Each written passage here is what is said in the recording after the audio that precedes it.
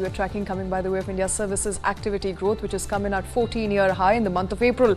A measure of India's services growth fell to 60.8 in April, still registering one of the strongest paces of expansion in about 14 years as per data released today. The April figure declined from 61.2 in March and was lower than flash estimates of 61.7, mainly due to moderation in new export orders. Now, as per data by S&P Global in the HSBC India Services PMI Business Index activity, India's services activity rose at a slightly softer pace in April, backed by a further rise in new orders with a notable strength in domestic demand. In response to increased new orders, firms expanded their staffing levels. The pace of hiring growth, however, decelerated. Input costs continued to rise sharply, albeit slower than in March, but this resulted in squeezed margins for services firms as only part of the price rise was passed on to clients through output charges. All in all, India's services activity still expanding, coming in at an upward of 60 in the month of April. But moving on now. Paytm is seeing a string of senior level executives quitting. Shares of Paytm fell just over 4% today on 6th of May after the digital payments financial services firm announced the resignation of its COO and President Bhavesh Gupta through a regulatory filing. Now, Gupta's resignation comes just as the firm is set to announce its annual and fourth quarterly results. Gupta resigned from his position at the company citing personal reasons. This marks the third senior resignation from the company in the past few months. Gupta's resignation follows, as I mentioned, a series of high-level exits at the company after RBI took action on its associate entity, Paytm Payments Bank, in January this year. Exits at the company include resignation of Paytm Payments Bank Managing Director and Chief Executive Officer Surinder Chawla in the month of April. In the same month, Sumit Mathur, the company's Chief Marketing Officer, also quit the company. Meanwhile, today, Paytm has also announced the appointment of Rakesh Singh as the new CEO of Paytm Money, while Varun Sridhar, the existing CEO, has been appointed as Chief Executive Officer of Paytm Services Private Limited. All in all, there's a rejig happening at Paytm, whether that's a result of Paytm Payments Bank license, which is still existing at the moment, but the services at Paytm Payments Bank being revised, not allowing to continue services as normal. And what's really happening? Let's understand that. Karthik Malhotra here with me. Karthik, hi. We're looking at a lot of rejig that is happening at Paytm Payments Banks and Paytm as a company. Some of it was expected. I'm not sure how much of this was expected, because you actually don't see old-term employees and senior-level exits happening in the quick succession as we have seen in the case of Paytm. And this, of course, the timing of this is incidental simply because we know the harsh action that RBI took on Paytm Payments Bank Limited, and whether all of this is a fallout of the fact that perhaps the senior management understands that there isn't really a revenue driver left with the company right now, a significant revenue driver. I'm sure they are making revenue through advertisements and whatever other value-added services that they may be providing, but a bulk of the business which would come from the Paytm banks is now pretty much seized of any operations. So a slew of exits, one after another. I hope Paytm is not looking for a fall guy amidst all of this. I don't think it is being reflected as if people at senior Everybody levels is citing are being personal sacked. reasons. Right. It's not seeming, at least the commentary coming from the company does not seem like these are pink slips being issued or people being sacked and a blame really being pinned on them. I don't think Paytm has done that. I doubt it will do that as well, but that's a personal opinion, of course. But I think, the larger question is that if senior level management folks are exiting the company at a time when the license and the company's fate both, hang in suspended animation, do they know something that investors don't know? And is that the cue that investors are taking by selling off their investments in Paytm, and that resulted to the stock hitting lower circuit in midday trade today? Or is there the fact that the license is not cancelled? Is there some possibility, some stretch of imagination here? Is there some possibility that perhaps Vijay Shekhar Sharma would be able to get RBI to come around and tell RBI that, we have fixed all the issues, all the lapses of persistent non-compliance, and now an independent audit may be conducted. And if everything is working out to the satisfaction of RBI, then can Paytm Payments Bank spring back to life? The fact that the license is not cancelled just as yet. Right. So that is, of course, something that will happen in future. We don't know. It remains all, suspense at the moment. But Paytm Payments Bank, will it come back? Will it be able to revive or not? We don't know. A string of senior level executives are now quitting. There seems to be some sort of rejig at Paytm, and the stock, of course, hit a lower circuit today, but bounced back, ended about just 4% lower. With that, it's time for a break. We'll be back with more stories on the other side.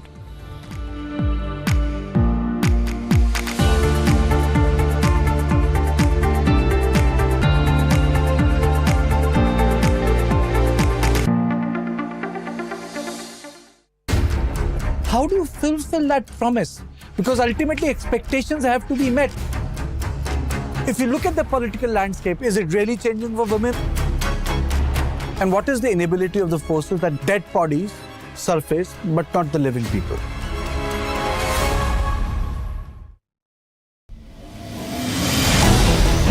Why is the state not looking at putting an embargo on that?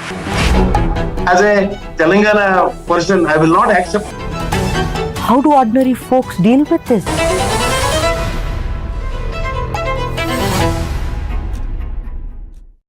For the very first time in our investigation, we unmasked the killer of Surinder Chawla. In 5G, we have to stand with the world, and in 6G, we have to lead the world. Winning a Grammy was an absolutely surreal experience.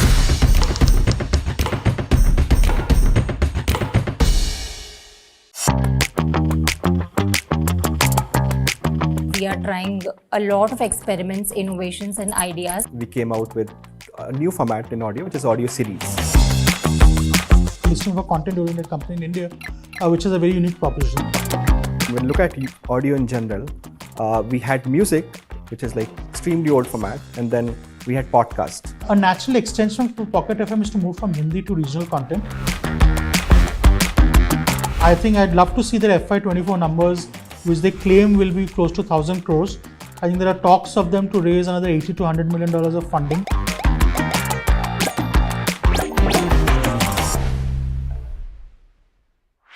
This and more.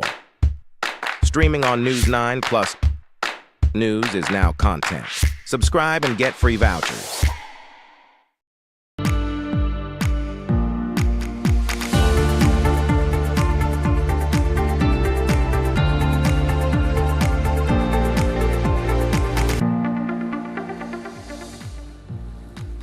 Welcome back. You're watching Business Plus. I'm Shweta Kothari. Chinese electric vehicle manufacturer Leapmotor may enter India soon. The EV maker is gearing up for the Indian market foray, towing the line of its predecessors like MG Motor and BYD. With its partnership with Stellantis, which recently acquired a stake in its global operations, Leapmotor aims to announce its investment and entry plans for India soon. Now, Stellantis, a major player in the global automotive industry with brands like Citroën, Jeep and Fiat, the partnership with Stellantis has bolstered Leapmotor's confidence in venture into India, despite stringent regulations governing investment from countries sharing a border with India. Remember, BYD is facing challenges in expanding its operations in India due to approval issues from the government, while MG Motor had to involve an Indian partner to comply with regulations. What is the future for Leapmotors, and can another Chinese EV player enter India? Let's discuss that. Dilip Shenoy, chairperson of India Battery Swapping Association, joining us on the show. Dilip, thank you for taking time out once again. Good to have you back. What are we making of Leapmotors' entry into India? Will it be as easy as it sounds right now? I think, Sweta, you got to look at it in a different context. I think it's Stellantis which will lead the foray into India. It's not Leapmotors, right? The entity that you will see will be that entity, and therefore there might be an easier journey into India for them. See, the press note 3 or whatever you have been referring to relates to investments from those countries that have a neighboring border or a border with India. Now, if Stellantis were to get in from a different geography that does not have a neighboring border from India, then it would make it easier. So it all depends on how and where they decide, the strategy, where to get the money in from. Is it going to come in from non-Chinese location or a Chinese location? Hi Dilip, Karthik here. Thanks for joining us today. So Stellantis, as I understand, owns just about 21% stake in Leapmotor in China. Is that enough for it to be the majority stakeholder of selling the same brand of vehicles in India, or is that likely to be confronted with challenges of its own?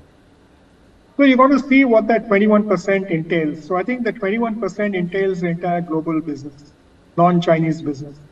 So if you look at the fine print, it may be that Stellantis is responsible for its global expansion and global business, and therefore anything that it does globally, while they might hold 21% in the parent company, this would be their own independent venture going forward. But that you have to see the fine print, and depends how the regulators and how the officials look at it.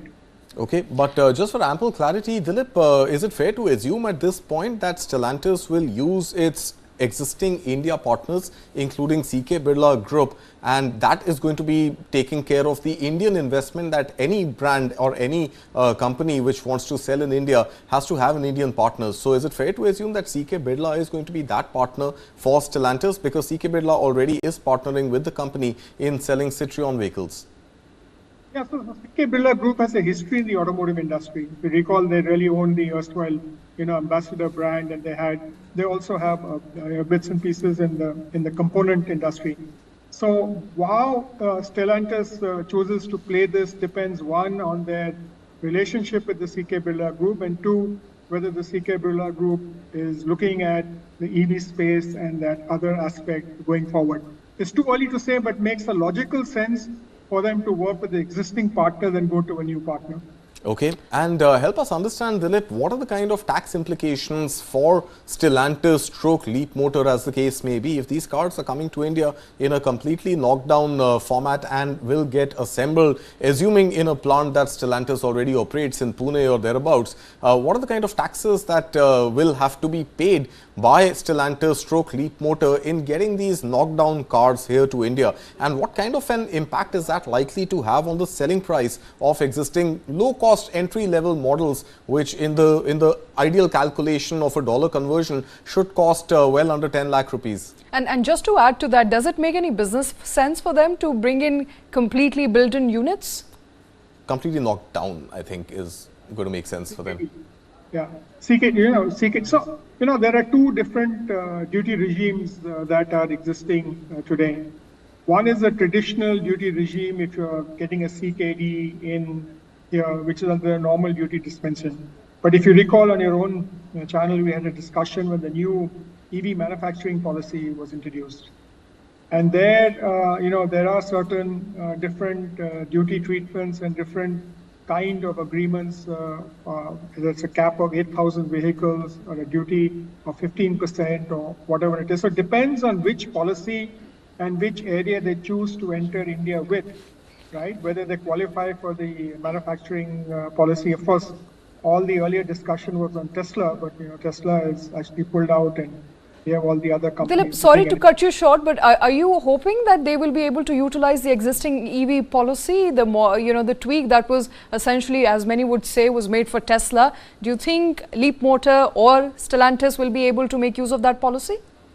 Yeah, it's a business decision. They will have to look at their product mix and their product mix and how they want to use it, and whether they will use a non-Chinese location. Because if you recall, there was some comment that there was some gray area where the Chinese vehicle manufacturers would be allowed to look at it, and will be allowed to enter in that way. But I think going forward, as companies apply and then the discussions happen, more clarity will emerge. So correct me if I'm wrong, Dilip, but does the 15% import duty not be limited only to cars which are costing $35,000 and above, by virtue of which it may entail that the topmost model of Leapmotor may be able to avail of that policy and then be restricted by just 8,000 units that it can sell in India? What happens to the lower end, the cars which are costing about $10,000 or so? Is there any other policy framework apart from PLI, if they want to manufacture in India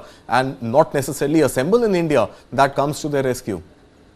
Yeah, but PLI, I think the window is closed for PLI at the moment, unless the government plans to reopen the PLI, because all the OEs who applied and got accepted, they're already in place.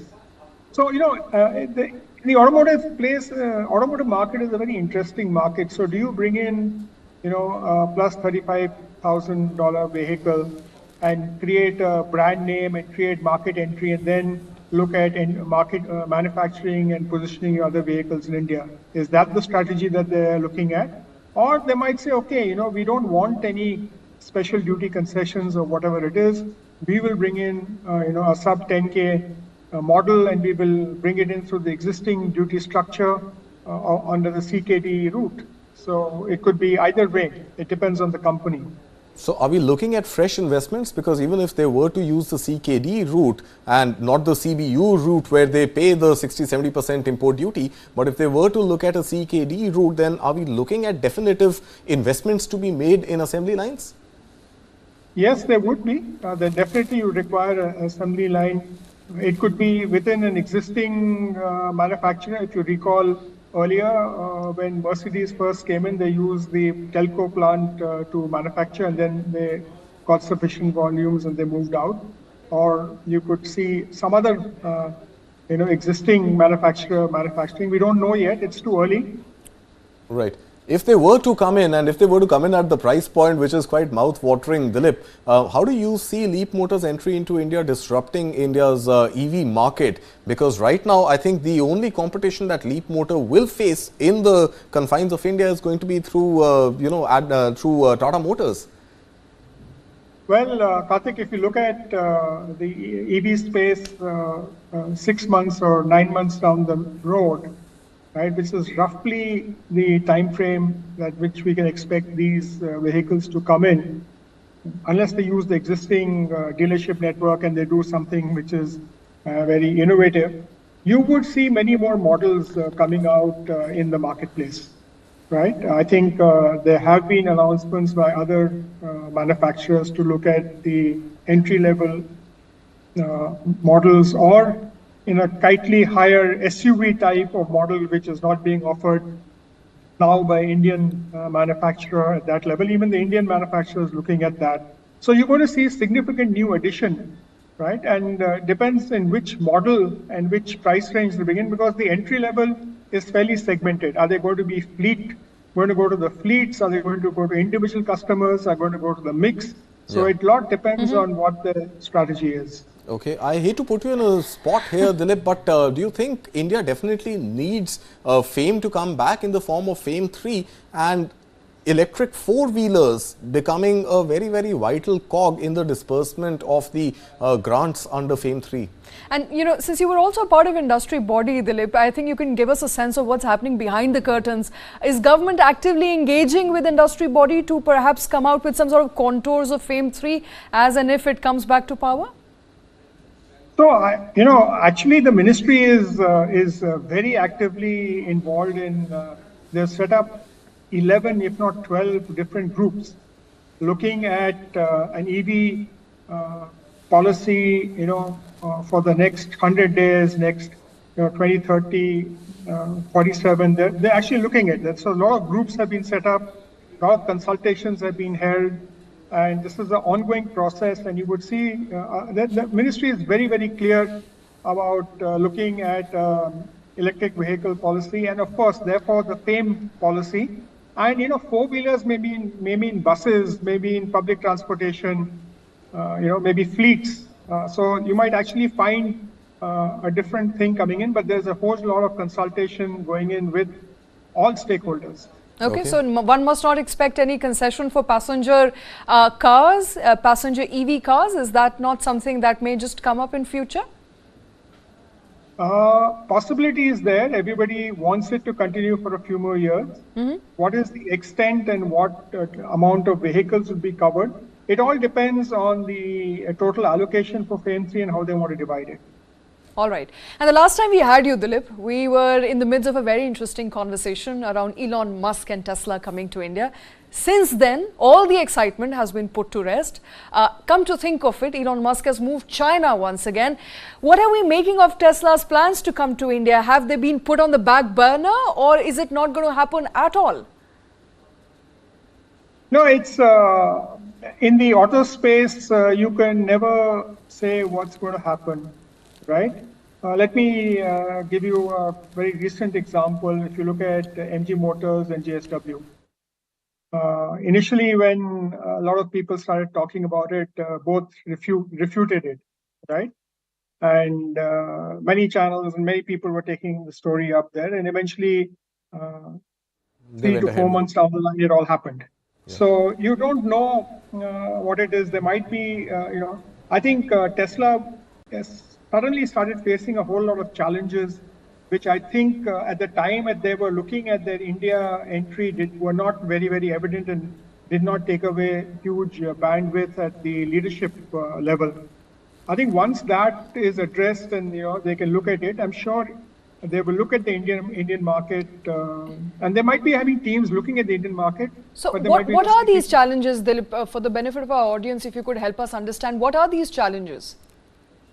No, I mean, sales have dropped for Tesla, right? There was a challenge on the top line and bottom line, and if you notice that, he's restructuring. He was very big on this whole charging infrastructure thing. He's actually done away with that. There's someone else within the group who's looking at that. So there are different challenges in terms of.